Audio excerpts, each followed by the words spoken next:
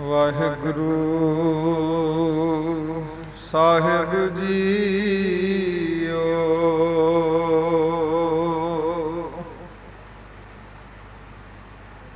ਕਬੀਰ ਮੇਰਾ ਮੁਝ ਮੈਂ ਕਿਛ ਨਹੀਂ, ਜੋ ਕਿਛ ਹੈ ਸੋ ਤੇਰਾ। तेरा तुझको सौंपते क्या लागे मेरा। कबीर तू करता, तू हुआ मुझ में रहा न हूँ।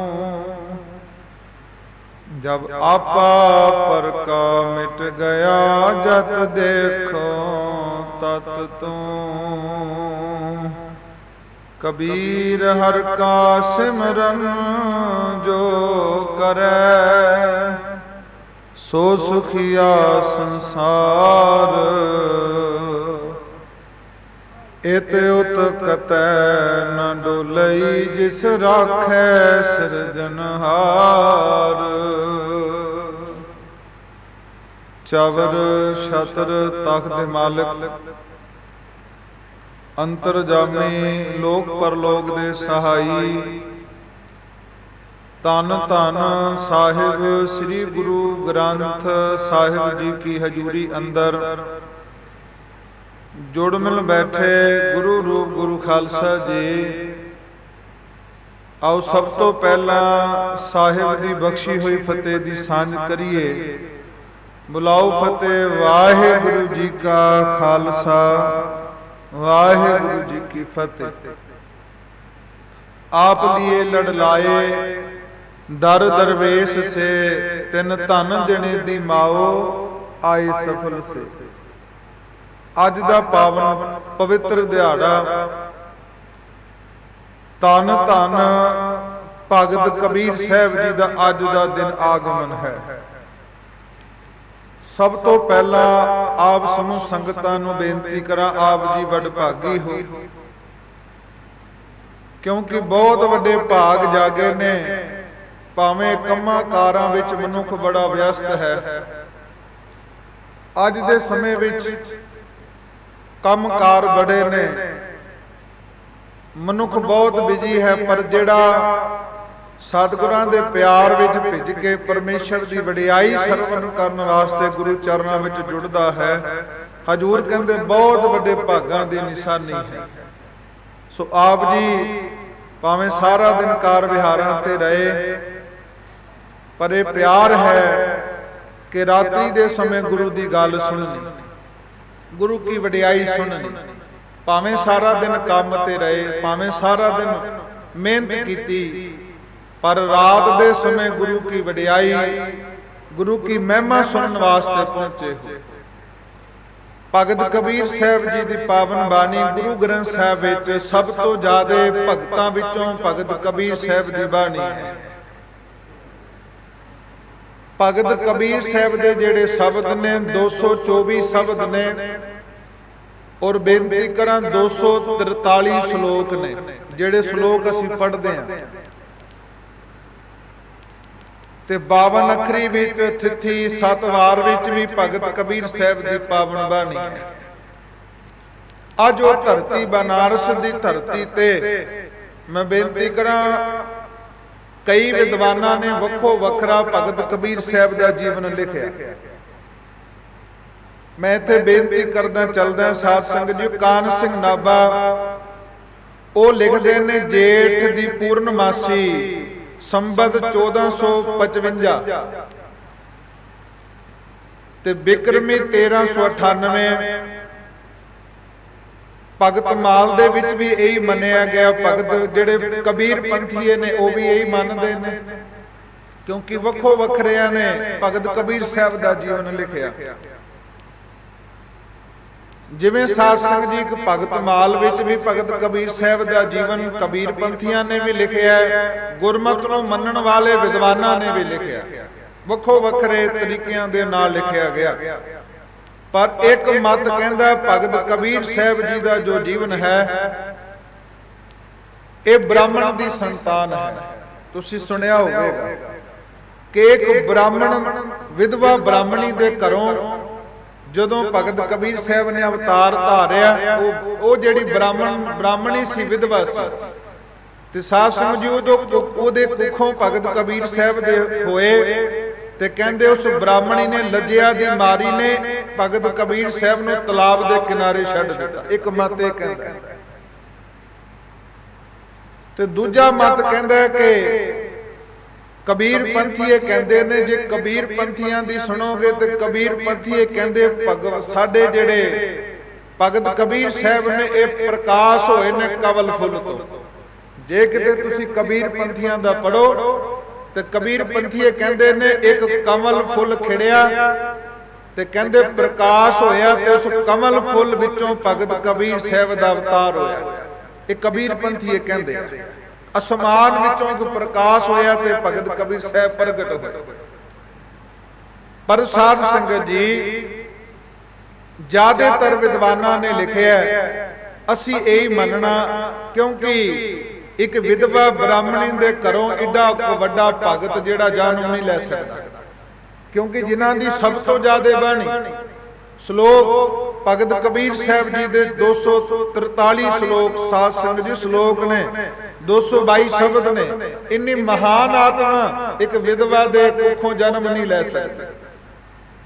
ਹੁਣ ਅਸੀਂ ਮੰਨਣਾ ਹੈ, ਕਹਿੰਦੇ ਨੇ ਭਗਤ ਕਬੀਰ ਸਾਹਿਬ ਜੀ ਜਿਨ੍ਹਾਂ ਦੇ ਪਿਤਾ ਦਾ ਨਾਮ ਨੀਰੂ ਤੇ ਮਾਤਾ ਦਾ ਨਾਮ ਨੀਮਾ ਲਿਖਿਆ, ਅਸੀਂ ਇਹੀ ਮੰਨਣਾ, ਕਿਉਂਕਿ ਜ਼ਿਆਦਾਤਰ ਵਿਦਵਾਨਾਂ ਨੇ ਇਹ ਲਿਖਿਆ।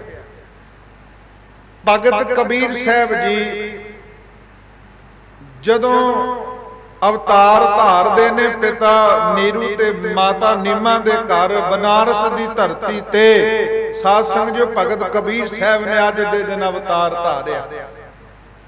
ਹੁਣ ਨਾਮ ਕਿਉਂ ਰੱਖਿਆ ਕਬੀਰ? ਅਸੀਂ ਕਬੀਰ ਸਾਹਿਬ ਦਾ ਨਾਮ ਬੜੇ ਪਿਆਰ ਨਾਲ ਲੈਂਦੇ ਹਾਂ, ਕਿਉਂਕਿ ਬਾਣੀ ਐਸੀ ਹੈ। ਕਬੀਰ ਜਿਹੜਾ ਅਰਥ ਜੇ ਕਬੀਰ ਦਾ ਕਰਦੇ ਆ ਤੇ ਕਬੀਰ ਦਾ ਅਰਥ ਹੁੰਦਾ ਵੱਡਾ, ਤੇ ਬਾਣੀ ਵਿੱਚ ਵੀ ਬਚਨ ਹੱਕਾ ਕਬੀਰ ਕਰੀਮ ਤੂੰ ਬੇਅਬ ਪਰਵਦਗਾਰ। ਜਦੋਂ ਬਾਣੀ ਪੜਨ ਵਾਲੇ ਤੁਸੀਂ ਬੈਠੇ ਹੋ ਪਤਾ ਲੱਗ ਜਾਏਗਾ। ਭਾਵ ਕਬੀਰ ਦਾ ਨਾਮ, ਭਾਵ ਸਾਧ ਸੰਗਤ ਜੀ ਸਾਰਿਆਂ ਤੋਂ ਉੱਚਾ, ਕਿਉਂਕਿ ਪਰਮੇਸ਼ਰ ਦਾ ਨਾਮ ਹੈ। ਕਹਿੰਦੇ ਨੇ ਪਿਤਾ ਪੁਰਖੀ ਜਿਹੜਾ ਭਗਤ ਕਬੀਰ ਸਾਹਿਬ ਦਾ ਕੀਤਾ ਸੀ, ਕਿਰਤ ਸੀ। ਜਿਵੇਂ ਬੱਚਾ ਕਿਰਸਾਨ ਦੇ ਘਰ ਜਨਮ ਲਵੇ ਤੇ ਕਿਰਸਾਨੀ ਕਰਦਾ, ਡਾਕਟਰ ਦੇ ਘਰ ਜਨਮ ਲਵੇ ਤੇ ਡਾਕਟਰੀ ਕਰਦਾ। ਭਗਤ ਕਬੀਰ ਸਾਹਿਬ ਦੇ ਪਿਤਾ ਨੀਰੂ ਜੀ ਦਾ ਕੰਮ ਸੀ ਖਾਲਸਾ ਜੀ, ਪਿਤਾ ਪੁਰਖੀ ਕੰਮ ਸੀ ਕੱਪੜੇ ਬਣਨਾ, ਖੱਡੀ ਉੱਤੇ ਕੱਪੜੇ ਬਣਨੇ, ਇਹ ਕੰਮ ਸੀ। ਤੇ ਬਾਣੀ ਦੇ ਵਿੱਚ ਵੀ ਭਗਤ ਕਬੀਰ ਸਾਹਿਬ ਨੇ ਕਿਹਾ, ਬੁਨਨਾ ਤਨ ਨਾ ਤਿਆਗ ਕੇ ਪ੍ਰੀਤ ਚਰਨ ਕਬੀਰਾ, ਨੀਜ ਕਲਾ ਕੁਲਾ ਜੋ ਲਾਹਰਾ ਭਇਓ ਗੁਨੀ ਗਹੀਰਾ। ਜੋ ਲਾਹੇ ਕੁਲ ਦੇ ਸਨ ਭਗਤ ਕਬੀਰ ਸਾਹਿਬ। ਭਾਵ ਜਦੋਂ ਭਗਤ ਕਬੀਰ ਸਾਹਿਬ ਨੇ ਅਵਤਾਰ ਧਾਰਿਆ, ਉਸ ਸਮੇਂ ਦੀ ਇੱਕ ਬਹੁਤ ਵੱਡੀ ਮੁਸ਼ਕਿਲ ਸੀ। ਉਹ ਕਿਹੜੀ ਸੀ ਕਿ ਉਸ ਸਮੇਂ ਜਾਤ ਪਾਤ ਦਾ ਬਹੁਤ ਬੋਲਬਾਲਾ ਸੀ। ਔਰ ਜਿੱਥੇ ਭਗਤ ਕਬੀਰ ਸਾਹਿਬ ਦਾ ਅਵਤਾਰ ਹੋਇਆ, ਮੈਂ ਫਿਰ ਬੇਨਤੀ ਕਰਾਂ, ਬਨਾਰਸ ਹਿੰਦੂਆਂ ਦਾ ਗੜ ਨਹੀਂ, ਭਾਵ ਬ੍ਰਾਹਮਣਾਂ ਦਾ, ਸਾਧ ਸੰਗਤ ਜੀ ਮੁਸਲਮਾਨਾਂ ਦਾ ਗੜ ਨਹੀਂ। ਜਿਹੜੀ ਬਨਾਰਸ ਦੀ ਧਰਤੀ ਹੈ ਇਹ ਹਿੰਦੂਆਂ ਦਾ ਗੜ ਹੈ, ਜਿੱਥੇ ਸਾਰੇ ਹਿੰਦੂ ਨੇ, ਬ੍ਰਾਹਮਣ ਨੇ। ਤੇ ਉਸ ਧਰਤੀ ਤੇ ਭਗਤ ਕਬੀਰ ਸਾਹਿਬ ਦਾ ਅਵਤਾਰ ਹੋਣਾ, ਇਹ ਬੜੀ ਵੱਡੀ ਗੱਲ ਹੈ ਕਿ ਜਿੱਥੇ ਹਿੰਦੂਆਂ ਦਾ ਗੜ ਹੈ, ਬ੍ਰਾਹਮਣਾਂ ਦਾ ਗੜ ਹੈ, ਉੱਥੇ ਭਗਤ ਕਬੀਰ ਸਾਹਿਬ ਦਾ ਅਵਤਾਰ ਹੋਇਆ। ਹੁਣ ਅਸੀਂ ਬਾਣੀ ਵਿੱਚੋਂ ਇਹ ਲੱਭਣਾ ਕਿ ਭਗਤ ਕਬੀਰ ਸਾਹਿਬ ਦੇ ਗੁਰੂ ਕੌਣ ਸਨ, ਕਿਉਂਕਿ ਸਮਾਂ ਐਸਾ ਸੀ ਜਾਤ ਪਾਤ ਦਾ ਬੋਲਬਾਲਾ, ਤੇ ਜੁਲਾਹੇ ਜਾਤ ਕਾਰਨ ਕੋਈ ਭਗਤ ਕਬੀਰ ਸਾਹਿਬ ਨੂੰ ਗੁਰੂ ਨਹੀਂ ਬਣਾਉਂਦਾ ਸੀ। ਨੀਵੀਂ ਜਾਤ ਦਾ ਮਨੁੱਖ ਮੰਦਰ ਵਿੱਚ ਨਹੀਂ ਜਾ ਸਕਦਾ ਸੀ, ਨੀਵੀਂ ਜਾਤ ਦਾ ਮਨੁੱਖ ਭਗਤੀ ਨਹੀਂ ਕਰ ਸਕਦਾ ਸੀ। ਪਰ ਪਰਮਾਨੰਦ ਜੀ, ਉਹਨਾਂ ਕੋਲ ਭਗਤ ਕਬੀਰ ਸਾਹਿਬ ਨੇ ਦੀਖਿਆ ਲਈ। ਹੁਣ ਭਗਤ ਰਾਮਾਨੰਦ ਜੀ ਰੋਜ਼ਾਨਾ ਜੀ ਗੰਗਾ ਦੇ ਕਿਨਾਰੇ ਤੇ ਆਉਣਾ ਤੇ ਇਸ਼ਨਾਨ ਕਰਨਾ, ਅੰਮ੍ਰਿਤ ਵੇਲੇ ਆਉਣਾ ਭਗਤ ਰਾਮਾਨੰਦ ਜੀ ਨੇ। ਅੱਜ बड़े प्यार विच जुड़ मिल बैठे हो। अरदास करियो सतगुरु जिथे मनुखा देही बख्शी है उथे पातशाह तेरे चरना दी प्रीत भी बख्शिश कर दे, क्योंकि ये नाल जानी दुनिया दे पदार्थ माया कमाउनी परिवार सब कुछ इत्थे रह जाना। भगत कबीर साहब दे बचन पढ़दे हैं, कबीर हर का सिमरन जो करे सो सुखिया संसार। ਇਹ ਨਾਮ ਕੀਤਾ ਹੋਇਆ ਜਪਿਆ ਹੋਇਆ ਹੀ ਖਾਲਸਾ ਜੀ ਪ੍ਰਵਾਨ ਹੈ। ਨਹੀਂ ਤੇ ਜਿੰਨਾ ਮਰਜੀ ਕੋਈ ਕਮਾਲੇ ਕਾਰੂ ਬਾਦਸ਼ਾਹ ਵਰਗਾ ਸੰਸਾਰ ਤੇ ਸਭ ਕੁਝ ਛੱਡ ਕੇ ਗਿਆ, ਰਾਵਣ ਵਰਗੇ ਸਭ ਕੁਝ ਛੱਡ ਕੇ ਗਏ। ਭਗਤ ਰਾਮਾਨੰਦ ਜੀ ਰੋਜ਼ਾਨਾ ਆਉਣਾ ਤੇ ਇਸ਼ਨਾਨ ਕਰਕੇ ਗੰਗਾ ਤੋਂ ਜਾਣਾ, ਤੇ ਭਗਤ ਕਬੀਰ ਸਾਹਿਬ ਜੀ ਇੱਕ ਦਿਨ ਪੌੜੀਆਂ ਤੇ ਲੰਮੇ ਪੈ ਗਏ, ਜੋ ਇਤਿਹਾਸ ਲਿਖਦਾ ਹੈ। ਹਨੇਰੇ ਕਾਰਨ ਭਗਤ ਰਾਮਾਨੰਦ ਜੀ ਆਏ ਤੇ ਭਗਤ ਰਾਮਾਨੰਦ ਜੀ ਦਾ ਚਰਨ ਜਿਹੜਾ ਸੀ ਭਗਤ ਕਬੀਰ ਸਾਹਿਬ ਨੂੰ ਛੂ ਗਿਆ। ਅੱਜ ਮੈਂ ਬੇਨਤੀ ਇੱਥੇ ਕਰਦਾ, ਬਾਣੀ ਬੜੀ ਸੁਣਦੇ ਅਸੀਂ, ਬੜੀ ਕਥਾ ਸੁਣਦੇ ਹਾਂ, ਬੜਾ ਕੀਰਤਨ ਸੁਣਦੇ ਹਾਂ, ਪਰ ਕੋਈ ਸ਼ਬਦ ਤੀਰ ਹਿਰਦੇ ਵਿੱਚ ਪਿਆਰ ਦਾ ਜੇ ਬਿਨਿਆ ਨਹੀਂ ਗਿਆ। ਮੈਂ ਕਹਿੰਦਾ ਇੱਕ ਸ਼ਬਦ ਸੁਣਿਆ ਸੀ ਭਗਤ ਕਬੀਰ ਸਾਹਿਬ ਨੇ, ਭਗਤ ਰਾਮਾਨੰਦ ਜੀ ਦੇ ਮੂੰਹ ਵਿੱਚੋਂ ਤੋਂ ਗੁਰੂ ਦਿਖਿਆ ਲੈ ਲਈ ਤੇ ਬ੍ਰਹਮ ਗਿਆਨ ਹੋ ਗਿਆ। ਅਸੀਂ ਤੇ ਬੜੀ ਬਾਣੀ ਸੁਣਦੇ ਆਂ, ਬੜਾ ਕੀਰਤਨ ਸੁਣਦੇ ਆਂ, ਬੜੀ ਕਥਾ ਕਰਦੇ ਆਂ, ਸੁਣਦੇ ਆਂ, ਕੋਈ ਸ਼ਬਦ ਸਾਧ ਸੰਗਤ ਜੀ ਸਾਡੇ ਹਿਰਦੇ ਵਿੱਚ ਵਿੰਨਿਆ ਨਹੀਂ ਜਾਂਦਾ। ਭਾਵ ਸਾਡਾ ਹਿਰਦਾ ਵਿੰਨਦਾ ਨਹੀਂ, ਕਿਉਂ? ਸਾਡੇ ਅੰਦਰ ਮੋਹ ਮਾਇਆ ਹੰਕਾਰ ਹੈ। ਭਗਤ ਕਬੀਰ ਸਾਹਿਬ ਜਦੋਂ ਲੇਟੇ ਪਏ ਪੌੜੀਆਂ ਤੇ ਰਾਮਾਨੰਦ ਜੀ ਆਏ, ਹਨੇਰਾ ਸੀ ਰਾਤ ਦਾ, ਕਿਉਂਕਿ ਭਗਤ ਰਾਮਾਨੰਦ ਜੀ ਪਹਿਲੇ ਪੈਰ ਆ ਕੇ ਇਸ਼ਨਾਨ ਕਰਦੇ ਸੀ ਗੰਗਾ ਵਿੱਚ। ਹਨੇਰੇ ਦੇ ਕਾਰਨ ਦਿਖਿਆ ਨਹੀਂ ਤੇ ਭਗਤ ਰਾਮਾਨੰਦ ਜੀ ਦੇ ਚਰਨ ਭਗਤ ਕਬੀਰ ਸਾਹਿਬ ਨੂੰ ਛੂ ਗਏ। ਆ ਦੇਖਿਓ ਸਾਡਾ ਤੇ ਗੁਰੂ ਗ੍ਰੰਥ ਸਾਹਿਬ ਕੋਲ ਹੈ ਸਾਡੇ। ਉਹ ਸਮਾਂ ਐਸਾ ਸੀ ਜਾਤ ਪਾਤ ਦਾ ਕੋਈ ਮੰਦਰ ਨਹੀਂ ਜਾ ਸਕਦਾ ਸੀ। ਅੱਜ ਤੇ ਬੜੇ ਸੁੱਖ ਨੇ।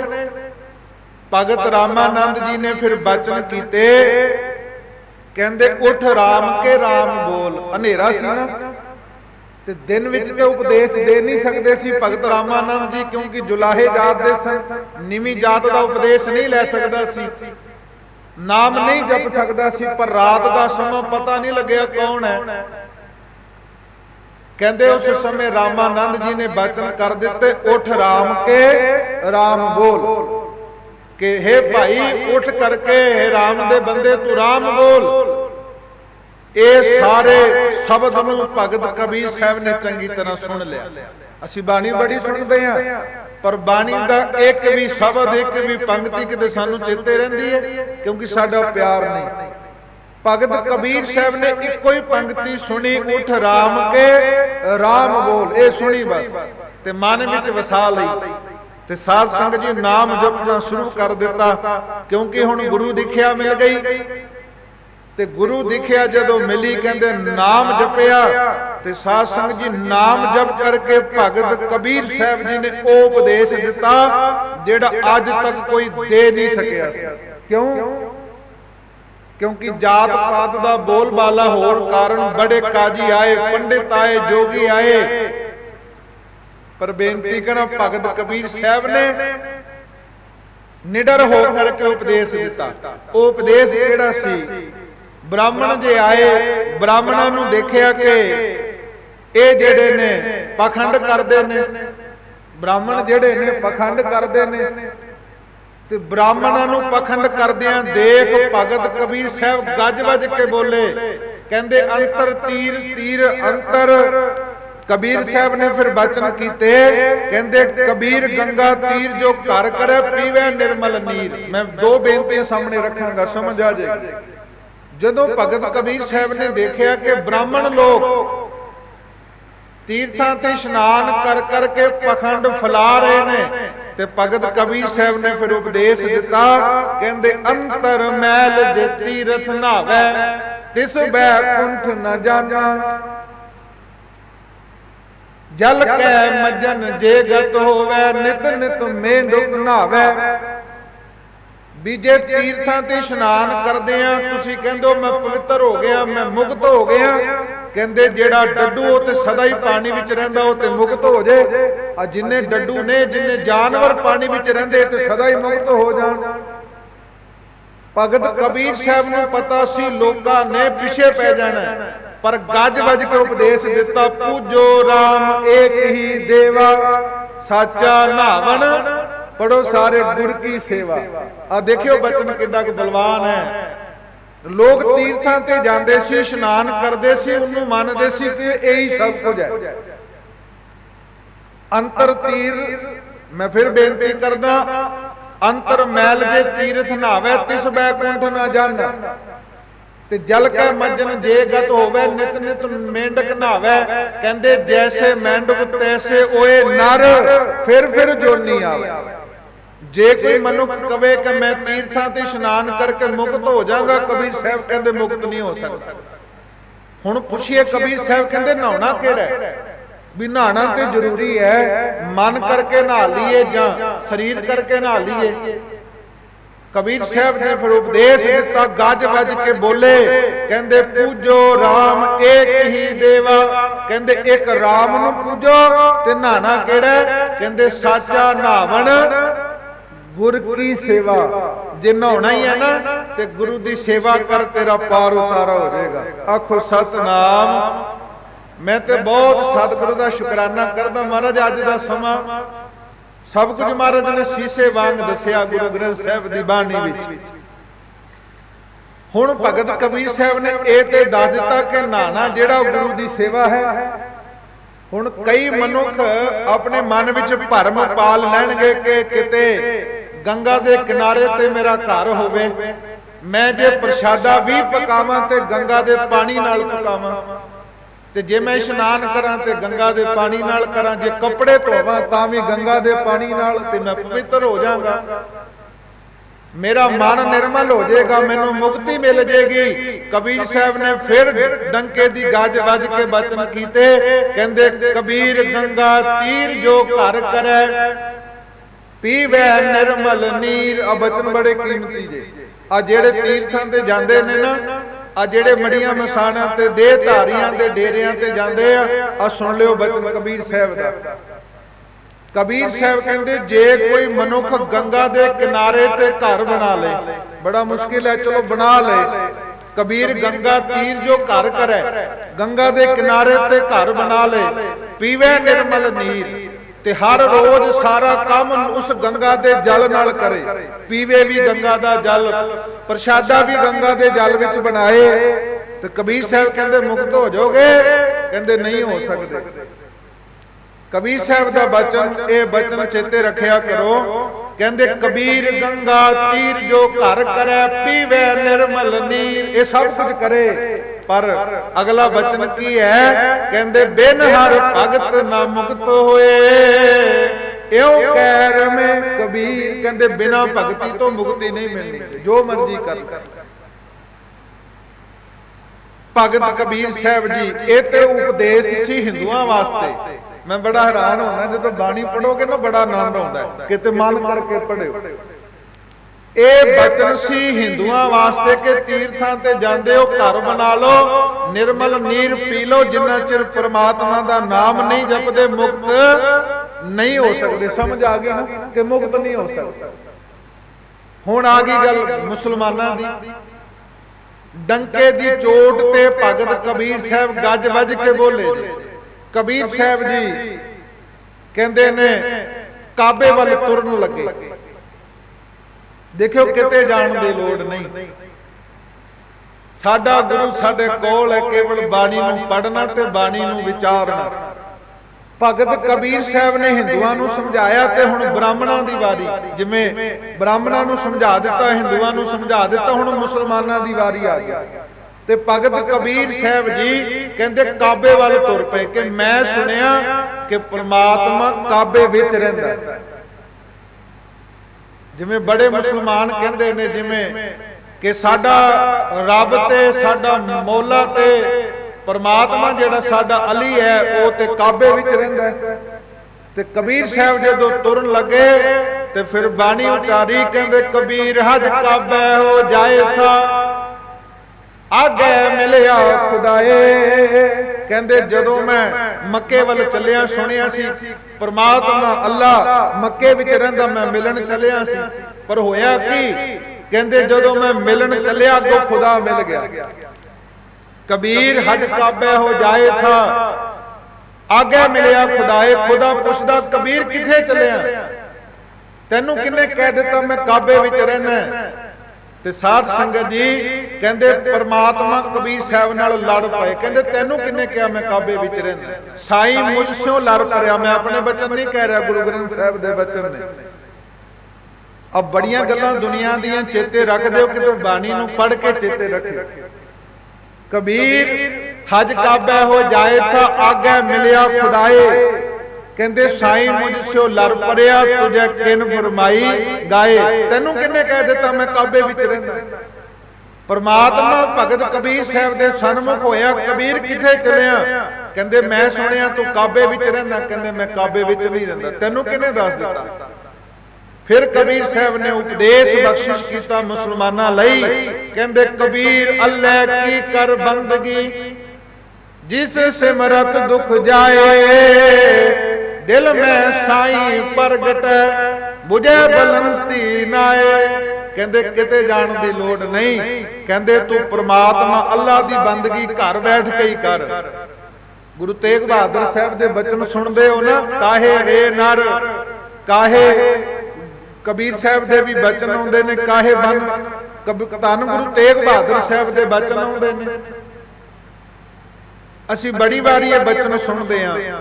ते कबीर साहब ने कहा कि घर बैठ के भाई बंदगी कर, परमेश्वर दे नाम नूं सिमर, तेरे सारे दुखां दी निवृत्ति हो जाएगी। ते दिल में साईं प्रगट है, बुझे बलंती नाई। तेरे अंदर वो प्रगट हो जाएगा। साध संगत जी भगत कबीर साहब ਜਦੋਂ बनारस की धरती ते अवतार धारिया, ते उस समय जात पात बहुत बोलबाला होने कारण भगत कबीर साहब जी ने, भावें जात पात की भी भगत कबीर साहब ने बाणी उचारी, सूरमियां की बाणी उचारी, कर्म कांड वास्ते बाणी उचारी, तीर्थ इशनान वास्ते बाणी उचारी। ते साध संगत जी राज प्रबंध दे विच भी भगत कबीर साहब ने बाणी उचारी। कबीर साहब का बचन एक बड़ा प्यारा बचन करके मैं समाप्ति करा। कबीर साहब कहते ऐ मनुख परमात्मा के ए अरदास करया कर, कबीर बिरो भुयंगम मन वसै, मंत न माने कोए। कहते राम वियोगी ना जिए, जिए तां बोरा। बड़ा विराग का बचन है। भगत कबीर साहब परमात्मा दे सन्मुख होके बेनती करते हैं, हे परमेश्वर वाहिगुरु सच्चे पातशाह जी कृपा कर, क्योंकि तेरे तो बिना मैं रह नहीं सकता। अज असीं ते रही जांदे हां, किन्ना किन्ना चिर सानू बाणी चेते नहीं होंदी, किन्ना किन्ना समा सानू नितनेम करिया कई बारी किन्ने दिन बतीत हो जांदे हैं। कबीर साहब कहंदे हे परमेश्वर वाहिगुरु कृपा कर, रहमत कर, बख्शिश कर, मैं तेरे तो बिना रह नहीं सकता। असी खालसा जी माया तो बिना, पदार्थां तो बिना साडा मन हर वेले लोचदा है, हर वेले दौड़दा है। पर एक गल चेते रखियो, जिस दिन परमात्मा नाल प्यार पै गया फिर सारे पदार्थ फिक्के लगने। कबीर साहब का बचन मैं दोबारा पढ़ के बेनती करदा, कबीर बिरो भुयंगम मन वसै, मंत न माने कोए। राम वियोगी ना जिए, जिए तां बोरा होए। कबीर साहब कहंदे मेरे सिर ते आरा चल जे। कबीर साहब कहंदे हे परमेश्वर वाहिगुरु मेरे सिर ते आरा चल जे, ओ पीड़ सह लांगा। कोई गल नहीं, आरा चल जे, पीड़ सह लांगा, पर तू पिठ ना करिए, पीड़ सह नहीं होनी चाहिए। करवट भला ना करवट तेरी, लाग गले सुन बिनती मेरी। तू पिठ ना करी, सह नहीं होना। सो अज भगत कबीर साहब जियां दा अवतार पुरब है। आप समूह संगतां नूं लख लख वधाई होवे। भगत कबीर साहब दा इहो ही उपदेश है कि भाई परमात्मा दे नाम नूं जपना कर। कबीर लूटना है तां लूट लै, राम नाम है लूट, फिर पाछे पछताओगे, प्राण जाहेंगे छूट। आप जी नूं लख लख वधाई होवे जी। ये लोग सुखीए पर लोग सुहेले, नानक हर प्रभ आपे मिले।